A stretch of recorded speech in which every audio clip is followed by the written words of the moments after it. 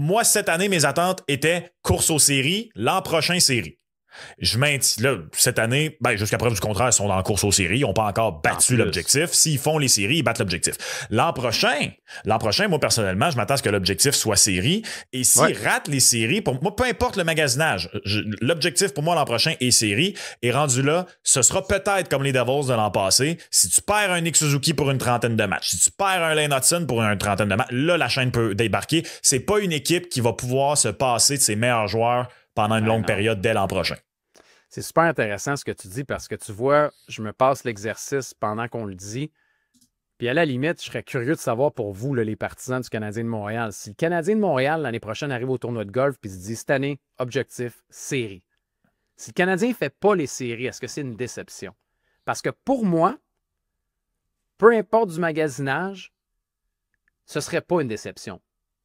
Parce que ton objectif de faire les séries ne t'amène pas nécessairement automatiquement en série. Donc, il y a quand même de grandes chances, en raison de la parité, en raison de plein d'affaires, des blessures de ci, de ça, que oui, ton objectif soit de faire les séries, mais ça ne veut pas dire que tu vas les faire. Exact. Je suis 100% d'accord. On ne sait jamais ce qui peut arriver dans une saison. C'est pour ça.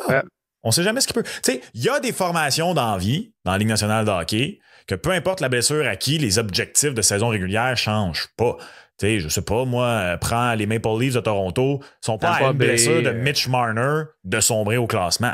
Ou si ça arrive, là, tu as des méchantes questions à te poser. C'est pour ça que je dis que l'an prochain, exact, le Canadien ne sera pas dans cette situation-là encore. Ben non.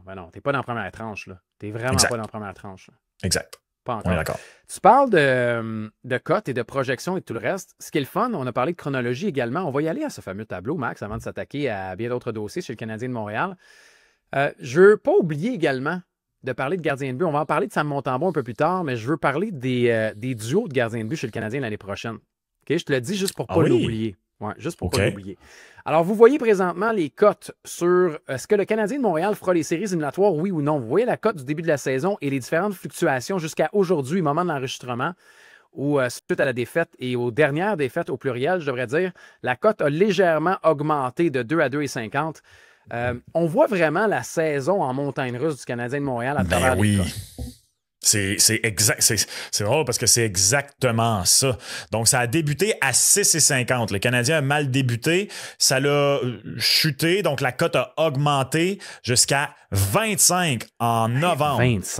25. Mais souviens-toi, à un certain moment, on était 32e dans la Ligue du côté du Canadien de Montréal. Est-ce qu'il y a des gens qui l'ont pris à 25? OK, si vous l'avez pris à 25 là, ou à 20, là, faites-nous signe. On veut savoir. Ah oui, on veut savoir. On veut absolument savoir ça. Ce serait délicieux. Là, évidemment, arrivée de Patrick Laine, conjugué à la transaction Alex Carrier, ça commence tranquillement, pas vite à monter. 20 au 22 décembre. Whoop! À peine une semaine plus tard, le 30 décembre, 15. Au mois de janvier, ça l'a baissé jusqu'à 7 le 9 janvier. Après ça est arrivée la chute pré-confrontation des 4 nations. Ça a remonté jusqu'à 14. Et depuis la confrontation des 4 nations, ça l'a fondu comme neige au soleil jusqu'à 2. Mais comme tu l'as dit, ça remonte un petit peu là, dans la dernière semaine. J'adore le fait qu'on peut y aller d'événements. Tu as parlé de Laine, tu as parlé de Carrier. Même là, on regarde les cotes 1er janvier, 9 janvier. Là, on se rappelle du fameux, la période des fêtes et du passage et de l'arrivée, il y a Coupe d'Aubèche. C'est vrai. C'est là qu'on voit que la cote baisse de 15 à 9 à 7, le fameux voyage avec les grosses pointures, les grosses victoires et la baisse de régime par la suite qui ramène la cote jusqu'à 14, la pause et là, la progression depuis la reprise. C'est fou comment ça peut imager. Puis pour les gens qui sont en version audio, là, au moins on vous aura donné le support visuel qu'on a en raison des différentes cotes. J'aurais jamais pensé, Max, cette saison, dire que le Canadien de Montréal, à n'importe quel moment de la saison, a eu une cote de 2 fois la mise pour faire les séries. Moi non plus. Ce que je retiens de ce que tu as dit, puis c'est vrai, qu'on a été capable très facilement d'identifier les moments. Ça aurait été bon.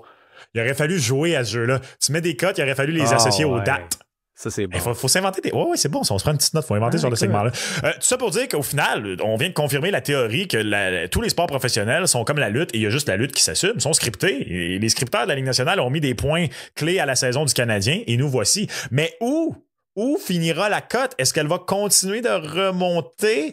Parce que là, c'est rendu faux. Parce que hier encore, ça m'a un peu fait rire quand je voyais les titres de deux des équipes de l'heure s'affrontent. Parce que soyons honnêtes, le Canadien ne fait plus partie des équipes de l'heure. C'est plate à dire, mais depuis la séquence, pour revenir de la confrontation des 4 nations de 5 victoires de suite, c'est quoi? On est rendu 3-2-3. Fait que dans l'absolu, 3 victoires, 5 défaites?